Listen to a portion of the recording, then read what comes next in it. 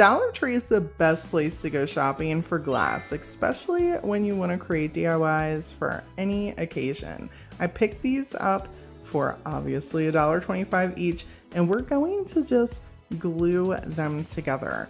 Now you can use whatever kind of glue you want. I happen to have this on hand and it's one of my go-tos, and I just did the entire rim of this little candlestick here and then attached the little glass piece right to the top. I let these dry for about 3 hours before I came back in to do our little Mod Podge hack DIY to this. And honestly, I love how these look just like this. But hi, my name is Brandy and I can't leave things alone. So we're gonna need to get out some mica powder, some Mod Podge, and go to town on these joints. Did you know that if you mix mica powder and Mod Podge, it creates its own paint-like substance? I call it mica powder paint. I'm using this white, and there really isn't a ratio. So if you go asking Brandy how much, what do I got? About 2 tablespoons of Mod Podge here in each little plop, and definitely about a tablespoon of mica powder in that joint. For show. And I feel like I put about the same ratio right in our other little plop of Mod Podge here. Mix these up until you're happy with it.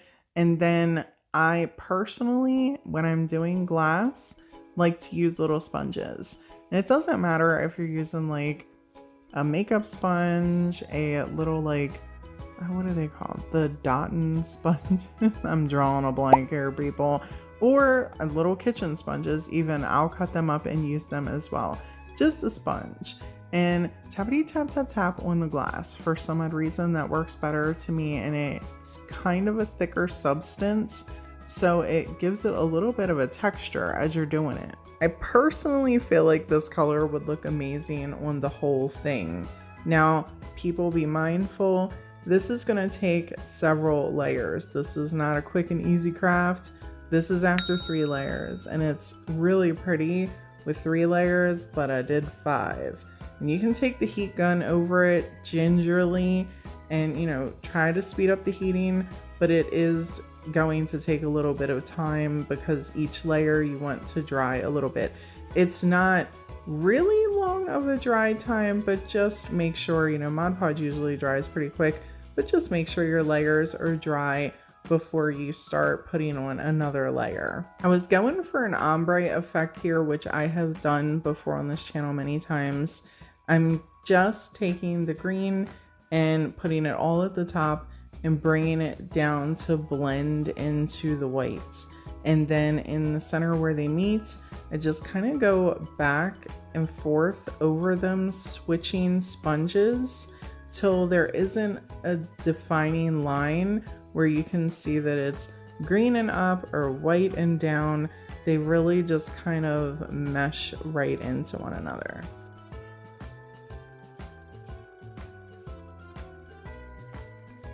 These took about an hour to completely dry once I was finished my last layer.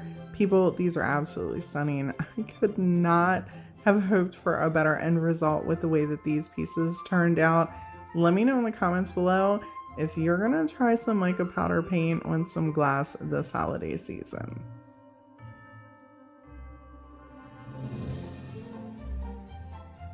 Next time you're in Dollar Tree, head on over to the Crafter Square section and grab you some of these styrofoam Christmas tree pieces. Let's be real here. They are meant for Christmas trees, period.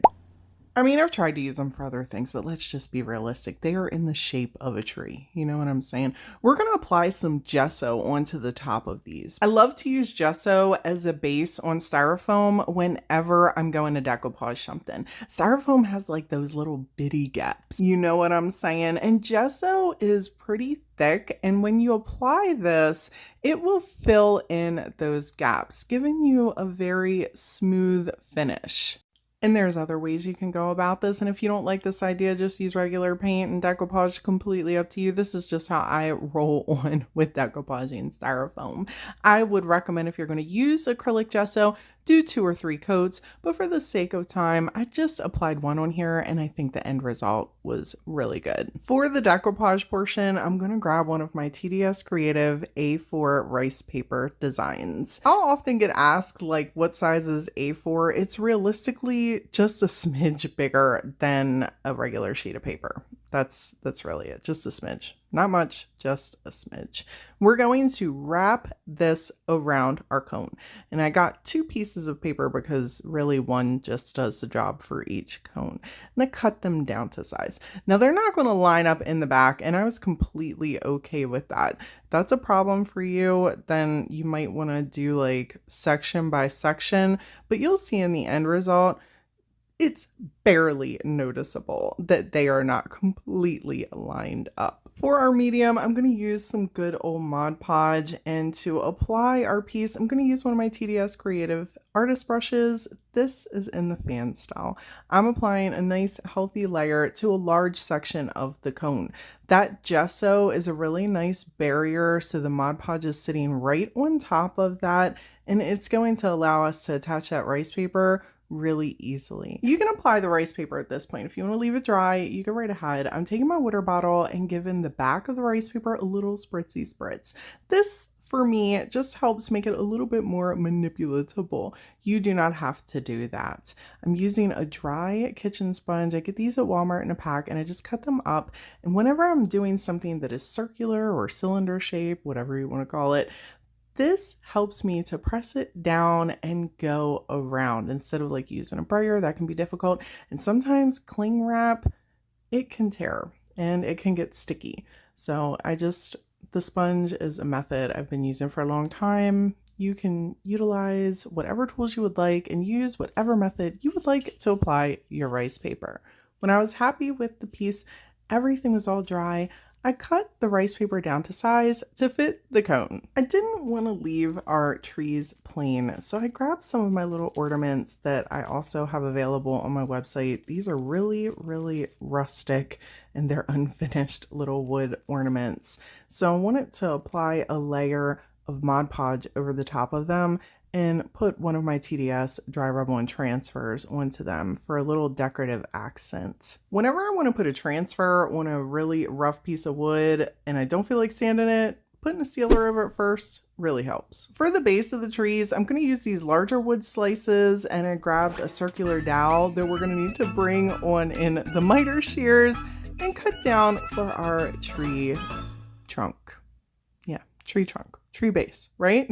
Cut it down, and I didn't need to cut a whole lot because we're just going to shove it right on up the bottom of that tree with some glue and then glue it right on down. We don't actually have to put the rod all the way up to get it to work. To cover up the base, I just grabbed some messy moss. You can absolutely put whatever you would like down here. This is just how I chose to go about this. I then grabbed my traditional Christmas transfer set and picked out 2 little ornament pieces and rubbed them on our wood slice ornaments once the Mod Podge was completely dry. I grabbed some twine and then attached them onto our piece, and really, really love how these turned out.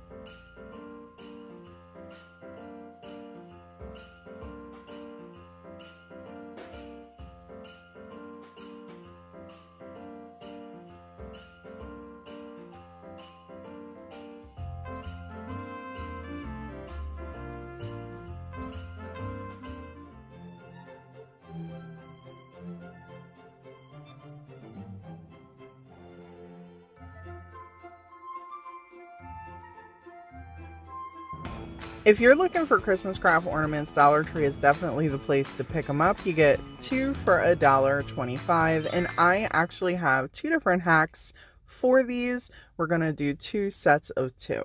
So grab you some hard coat Mod Podge. We're going to also need to grab some string. Well, that's what I'm using, is some string. You can put just a little bit of the hard coat in here, about a tablespoon. You don't need a lot because we're not using a whole lot of, string, and a tiny bit of water. And oh, don't forget the gloves, okay? Don't forget the gloves. It gets messy. I have this really thin cord with little gold pieces swirled around it and thought this would be perfect to wrap these ornaments in. To get started, I'm taking the little hanger pieces out because we don't need them right now. I mean, you can leave them in if you want, but it's been my experience whenever I'm trying to work with these ornaments, if I leave them in, especially if I'm working with a medium like Mod Podge, I will get it smeared all over bits I don't need it smeared. So we're just going to be using this for right now.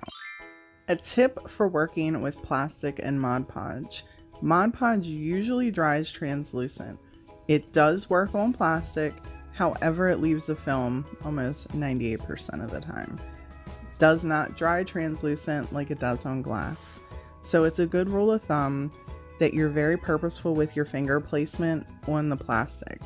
And if you cannot help it, it is easy to remove off the plastic, so this way you don't have that residue all over the pieces that you want to be translucent.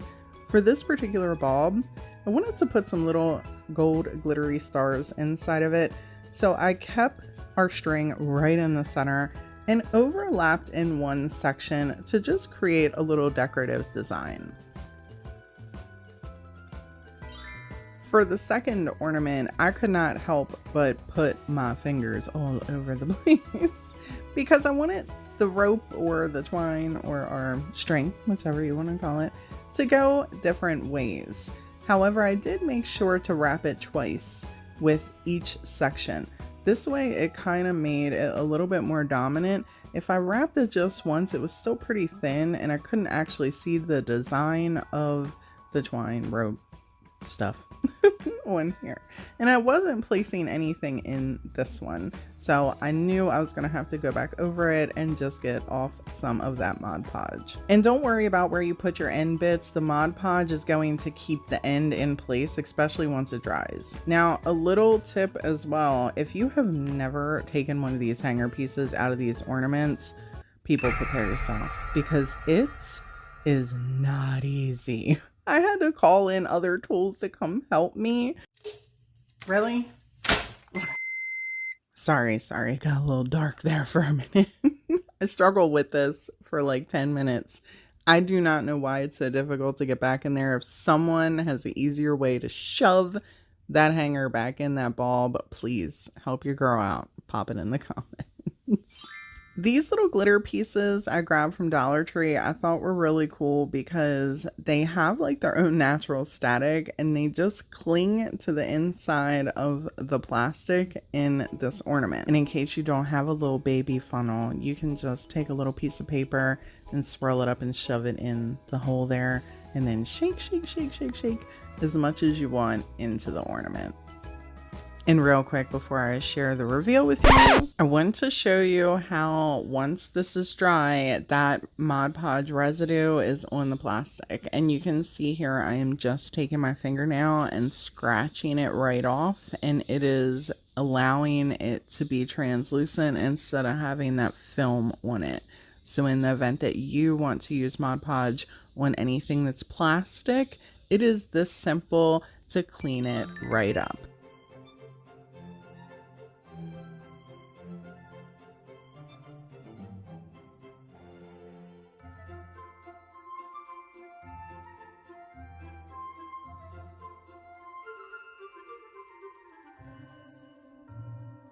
We are not reinventing the wheel on this one right here, people. You've probably seen it done 100 times. However, I'm going to do it to keep my promise of keeping an easy craft in every single one of my Christmas videos the rest of the season. For this one, just grab any kind of Mod Podge you want and some glitter. And then swirl the Mod Podge around the ornament as much or as little as you want and sprinkle your glitter and shake as you continue. This will get any excess glitter off and you have created your own DIY glitter ornaments. You can do the entire bulb or you can just do half like I did on mine.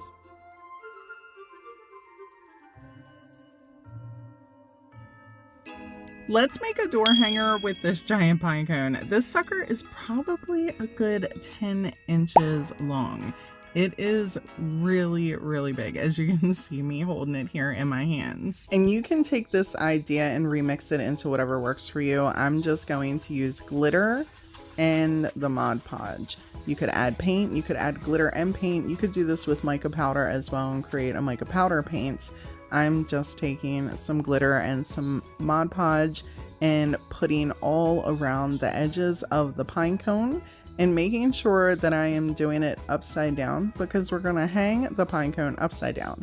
And in case you're wondering, because I have been getting questions anytime somebody sees these were sent to me from a subscriber. She was kind enough to clean these off. She had an abundant amount and she sent them to me. I did not purchase these anywhere. For those who keep asking where did I get them, I've been trying to let everyone know that I had a kind person send them to me. And I've been trying to give you as many ideas as I can with these. Let me know in the comments below if you'd be interested in just a pine cone dedicated video, because I have a ton of supplies left and I'd be happy to do that, to just make an extra little DIY video with a few projects using some pine cones. People, I'm gonna be real with you here. I was not sure how I wanted to hang this sucker. So I took this ribbon from Dollar Tree and I smooshed it in between the thick part of our pine cone here. And then I made a loop and I took and made some dovetail ends. I then took some of this greenery from Dollar Tree with the little cranberries and shoved it in the top and put it on the front door. Absolutely beautiful in the sun. You can see all the glitter stuck on there so well.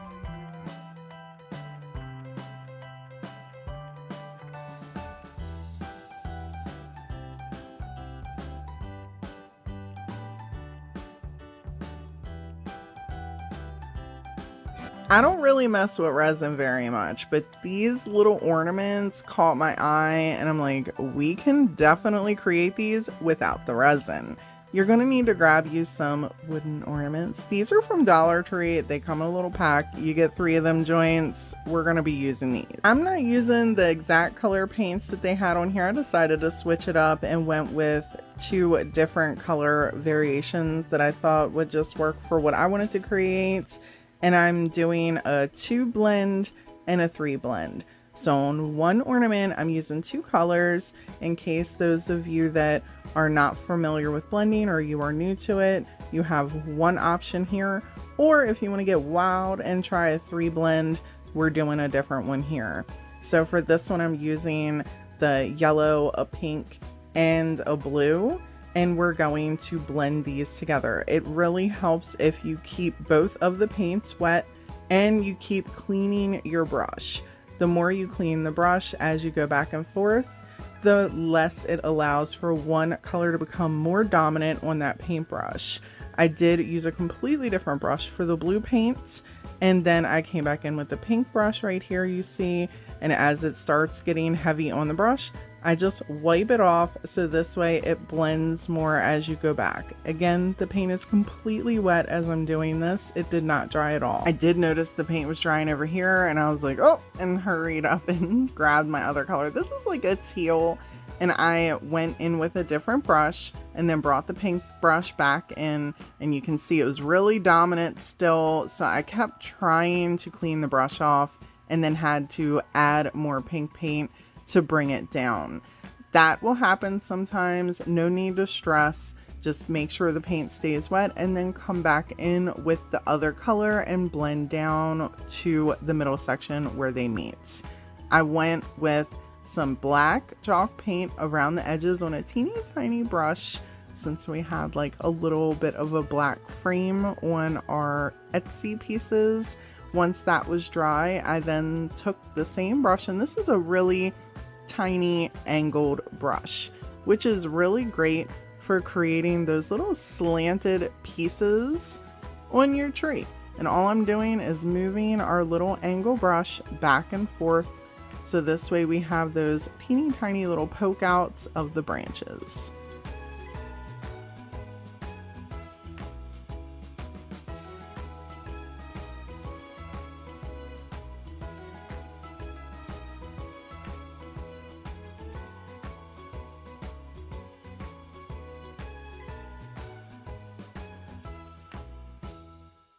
People, create as many trees as you want on your ornament. You know what I'm saying? Just add in what you feel is going to work for the design. There's really no right or wrong way to creating these. You can even add some faded ones far in the backgrounds. So this way it looks like there's, more than it is. It gives a cute little illusion.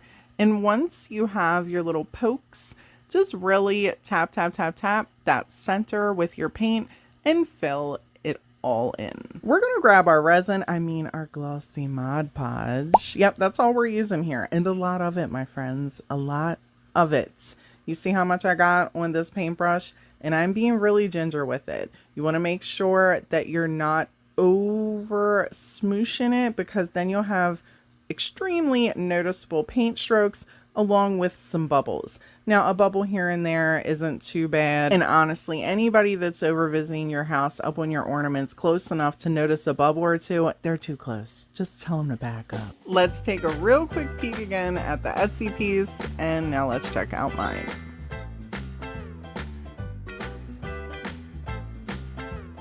Look what I found at Dollar Tree. This was my first time I have ever come across these candy jars. And believe it or not, I had a DIY for these that doesn't involve candy. I know, don't be mad. One thing I did think that was odd, there's no rubber on the top. So these little tops just come off super easy. Now my hand did fit in the jar with no problem. And these also have two ways for you to be able to sit them. You can put them on their side, or you can sit them straight up. And I figured I'm just gonna do mine sitting straight up, but either way, you can create this sideways or not. You can use whatever window clings you want, but this little fox delivering a letter to Santa in the little mailbox is gonna be perfect for this. I also thought it was cool they had the bubbly pieces on the back, so you had two options in this window cling set. But we're going to just take a little bit of Mod Podge.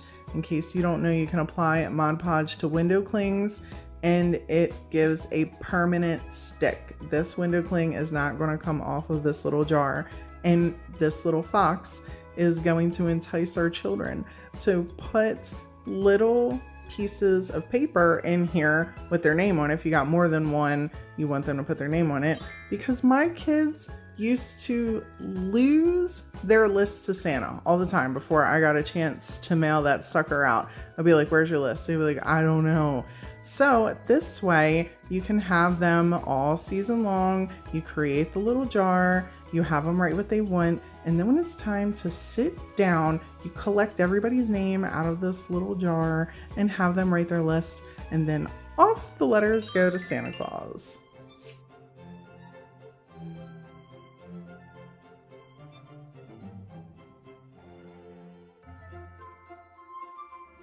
Decoupage is a great way to upcycle and transform teapots. I had this one laying around that I picked up recently from an estate sale. It didn't have a lid and I wasn't really crazy about the colors. I'm like, this one right here. Now to start off, we're going to apply a layer of multi-surface paint onto this. The ceramic is shiny. There are several different ways you can tackle this. This is not the end all be all, but I do like multi-surface for a base coat on ceramic. Now, here is where your catch-22 comes in, people, okay? You're going to need like a lot of coats of that if you want to cover over something with a design. So to X-nay all that extra work, I'm just taking some of my Waverly white chalk paint and then going over the multi-surface. Now you might be asking yourself, Brandy, why not just use the chalk paint? Because it's been in my experience that if I use that as a base on something shiny, it will peel up. The multi-surface, I don't have that problem so much. For the decoupage portion, I'm going to be using one of my TDS Creative decoupage tissue papers. These are really large and they are super thin. I decided to take a little bit of water on a paintbrush and just trim out the sections that I wanted. I went with large pieces for this. You could absolutely do some patchwork and do the smaller designs.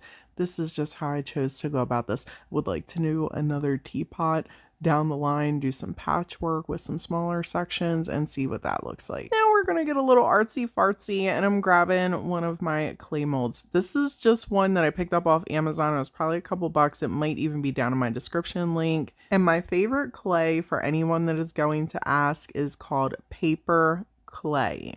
At least at the current moment. That is not what this is. This is actually some generic stuff I have off to the side. I am out of paper clay. I've just been using this right now. Taking a little bit of my Type On Quick and Thick and applying on the back, and then pressing our clay pieces gingerly to not mess up the design that we created with the clay. And then I had a little snowflake mold, and I got this joint off Temu for anyone interested.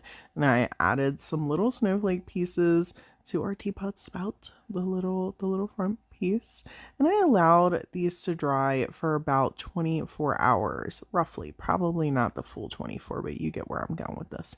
For our medium, I'm going to be using some good old Mod Podge. For our application, I'm going to be using one of my TDS creative brushes in the fan style. And to help me apply our piece, we're just going to be using a dry kitchen sponge. And I picked these up in a pack from Walmart.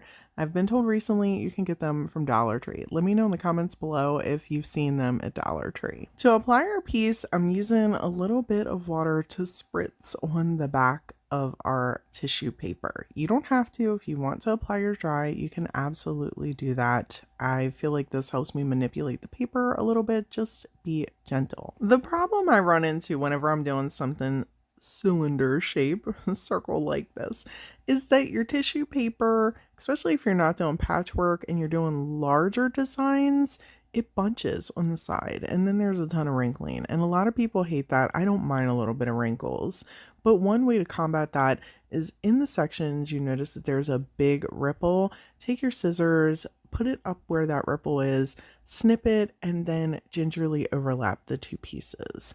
Then you can come back in with some Mod Podge. See how I'm just kind of pulling the sections back up, or whatever sealer medium you want to use, and then just apply it. Once it's dry, it should look like that. On the opposite side, I used the Nutcracker design and applied our piece using the same technique. And here I did not speed it up. I really wanted y'all to see, especially if you're a beginner or even if you're a seasoned decoupager and you struggle with certain things, just the amount of time it takes when you're doing this, the attention to care. Okay, for the videos, I'll speed it up a lot of times and you guys get to see like how quickly it's being done, but realistically, I'm really taking my time.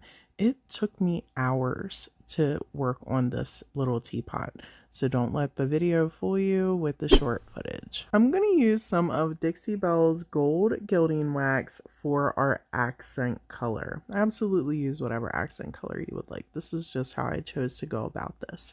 Now I started by just trimming off the majority of the spout and the handle, and before I finished it off, I wanted to touch up and blend in the decoupage paper, and I like to do that by taking the same background paint color and using, you can use whatever kind of brush you want. In this case, I decided to use a stippling brush and blend in the paint to our decoupage tissue paper. And I will do that by just adding a little bit of that paint onto the end of the brush and just tappity tap tap tap in all around the edge of that decoupage tissue paper. Now, one of the things that I really wanted to do was to create a texture on this. And there's multiple different ways you can create a texture, but a super simple way, because chalk paint already has its own thickness, is to tappity tap tap tap it onto your piece. That's going to give you just a small amount of texture. If you want a large amount of texture, add baking soda, you can add some calcium carbonate, and then go from there. This again is just the technique that I wanted to use. I did this all around the edge and all around the rest of the teapot. And then I noticed this. I must not have been paying attention when I sat this down while it was wet, and there were pieces of the decoupage tissue paper torn right off. So to combat that, I just took some of that paint and started tappity tap tap tapping around the design, and then dry brushing everything inward to give it a purposeful look. I was so not happy with this. I was like, you know what, we just won't show this side. It turned out okay on that side, but it, you know, meh. Santa it is. And here's a little close-up of how that dries. Remember how I said, it's just a little bit of texture with the chalk paint, tappity tap tap tap in. It's not huge, but on pieces like this, especially when you're decoupaging and not everything's completely even, that little bit of texture can really help blend things in. I took the gilding wax and then went over the whole piece and think that this teapot is really something special.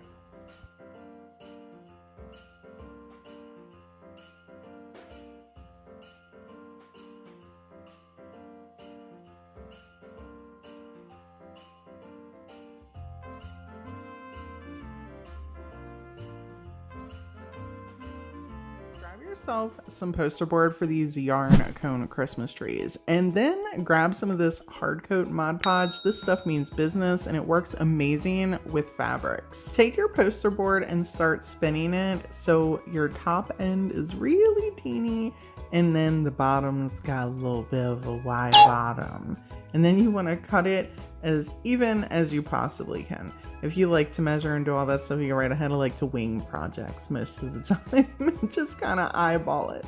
Then I took my hot glue gun and just glued down the side. And people, hold that in place for a second because that sucker will spin right off if you don't. I did the same exact thing and just cut a smaller shape. So this way I had two different trees and they were different sizes. You can make as many of these as you want. Really just depends on how big the piece of poster board you have is. And look at how great these Christmas cone trees turned out. Aren't they amazing? That's going to be it for this first project. I'm just kidding. I'm just kidding. All right, back to business. You're going to need some yarn. Okay, I have some white yarn here and some brown yarn here. I figure let's keep it a little neutral. And then grab you a bowl and your hard coat Mod Podge. You could use regular Mod Podge. I've done that as well. I just feel like this stuff has some extra oomph in it. Plop you a little bit of water. It doesn't have to be a lot. Just makes it a little bit runnier so it seeps through your fabric. You don't have to get wild and put like a cup to tablespoon ratio or anything like that. I probably put about a tablespoon of water and then just mixed it so everything was nice and smooshed together. Finding the end of the yarn is always so much fun, especially after you dunk it in the Mod Podge because you're doing little dunky dunks. Now some people might just saturate it. I've done that before, but I learned the hard way that sometimes you just have too much Mod Podge and then it takes days and days and days and days to dry. And who has that kind of time, people? Because I don't. So a little dunky dunk, a little smooshy smoosh, and then we find our end again, and I spared y'all watching me dig for the end. As you can see, it's kind of spread out here on the bag. And then I put the end not all the way at the bottom because I wanted to be able to wrap and kind of cover that up so I knew it was tucked in there really well. And then just continued spinning the yarn up and down the tree until all of our poster board was completely covered.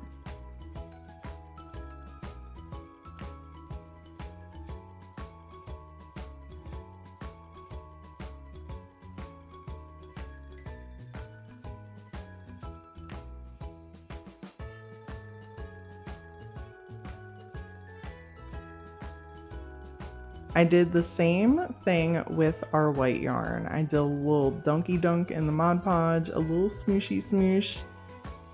Because I didn't oversaturate with the Mod Podge, I was able to take my heat gun and do a couple minutes of drying here and there. And after about 2 hours, they were completely ready to be displayed.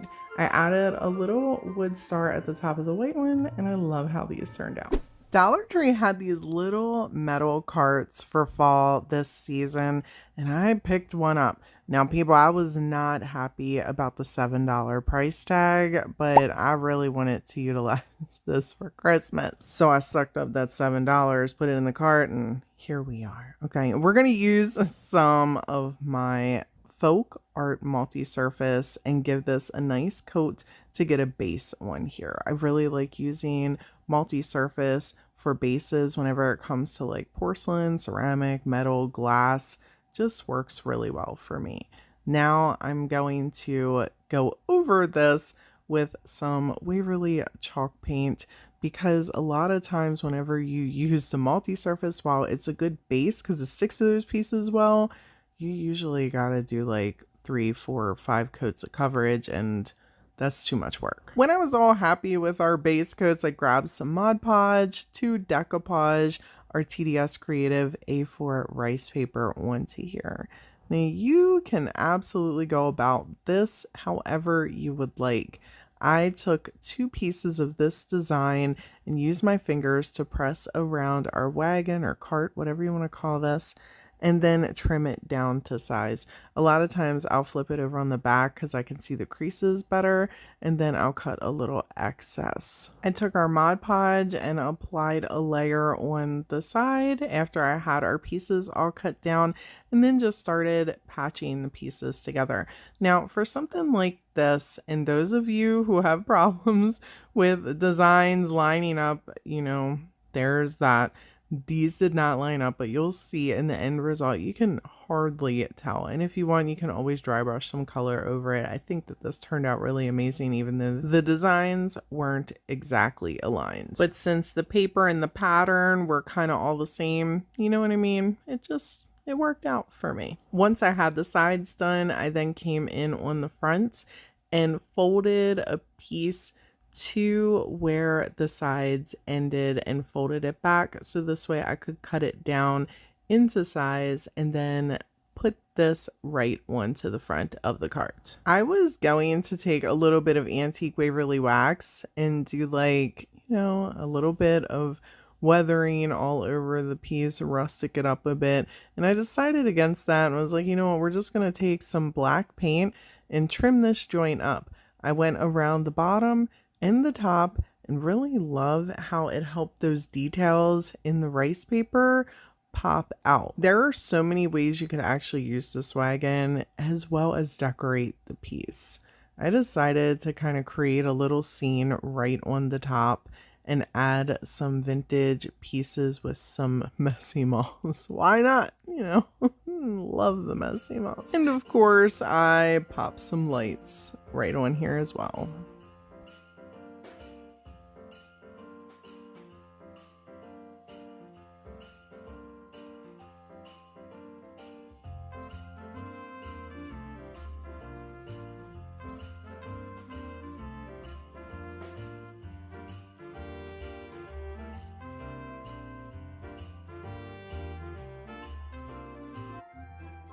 This is one of my favorite Mod Podge hacks, and we're going to do it on some tags. I had these awesome ceramic tags that I picked up from Dollar Tree just sitting around, and I had these awesome stencils that I picked up off Amazon in a bundle, and I thought these trees would look fabulous on here. Creating these pieces using Mod Podge requires a little bit of patience and some painter's tape if you're not printing out your own sticky stencils or, you know, you have sticky stencils because you can actually buy sticky stencils. You want to make sure that you tape the suckers down as good as possible, because it is a real good possibility that the Mod Podge is going to smoosh under the stencil, especially if you put too much on there. I wanted to also add some color, so I mixed some red in with the Mod Podge. And then I'm taking some silver glitter. So we're going to do 2 different things. And here's where I messed up. Since I plan on using the Mod Podge that I'm layering on here first, I should have did a really thin layer. And here's me. This is a new paintbrush, people, so I'm over here pulling out the thing. I always should wash them, but I never do. I should always wash them before I use them, and I just don't. And that is a muck up on my part. Anyhow, I'm taking the paint with the Mod Podge and the glitter, and I'm just alternating this over the stencil. I let this dry for a little bit and then continue on with the next one. And you're going to see when I pull it up that there is definitely some bleed through. I did not offload the paintbrushes well enough. One thing I could have done to avoid this is just to put a layer of Mod Podge on here first, allow that to dry, and then go back over with the Mod Podge and the Mod Podge with the paint. that would have stopped the bleed through, but for some reason I wasn't rubbing two brain cells together, and I thought to myself, it'll be fine, it'll be fine. And it still turned out really pretty, but there is some bleed through. I just want to let y'all know. So basically you can mix Mod Podge with some paints and add some glitter over top of that to get a really cool effect